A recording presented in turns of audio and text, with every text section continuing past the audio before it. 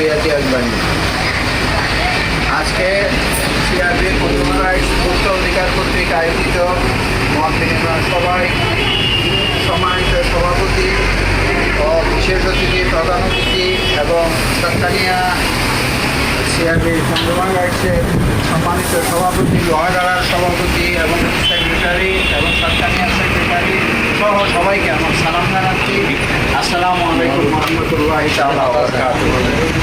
আমি কথা সংক্ষিপ্ত, সময় সংক্ষিপ্ত, সেই জন্য কত দীর্ঘায়িত করতেছি না। আমি একটা কথা বলতে চাচ্ছি, সবাই বুকখা। এখানে যারা প্রশাসনে চাকরি করে তারাও বুকখা, আর যারা বেসরকারি চাকরি করে তারাও বুকখা, সবাই বুকখা। এই বুকখা অধিকার আদায়ের জন্য সকলকে সংগ্রামে নামতে হবে। আর যারা সংগ্রামে নামবে না তারা তারা বলতে পারবে না যে তারা বুকখা নয়। তারা কি না বাতাস খেয়ে বড় হয়, বা তারা কি বাতাস খেয়ে জীবনযাপন করে? তারা বাতাস খেয়ে জীবনযাপন করে না। সুতরাং আমাদের দেশকে উন্নত করতে গেলে, আমাদের দেশের স্বাধীনতা সার্বভৌমত্ব রক্ষা করতে গেলে আমাদেরকে কাজ করতে হবে, ভুক্ত অধিকারের কাজ করতে হবে।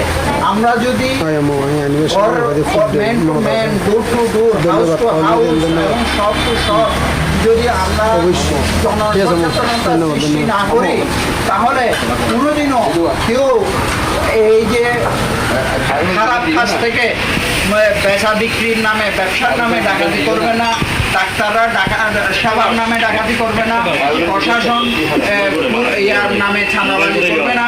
সুতরাং এই জন্যে আমরা সকলেই মিলে ঐক্যবদ্ধভাবে যে যেখানে আছি, যেভাবে আছি, যে অবস্থায় আছি, আমরা নিজের পকেটের পয়সা খরচ করে, নিজের তেল, মোটরসাইকেলের তেল পুড়িয়ে আমরা এখানে সাতকানিয়া, লোহাগাড়া, বাঁশখালী, আনোয়ারা, চট্টগ্রামের চন্দনায়, চট্টগ্রামের প্রতিটি, বোয়ালখালী, প্রতিটি জেলায়, উপজেলায় আমরা ইয়া করতে জন্য আমাদের কোনো লাভ নেই। আমাদের লাভ একটাই, সেটা হচ্ছে আমাদের দেশের জনগণ যখন সুন্দর ভালোভাবে চলতে পারবে, ঠকবে না, তখনই আমাদের লাভ।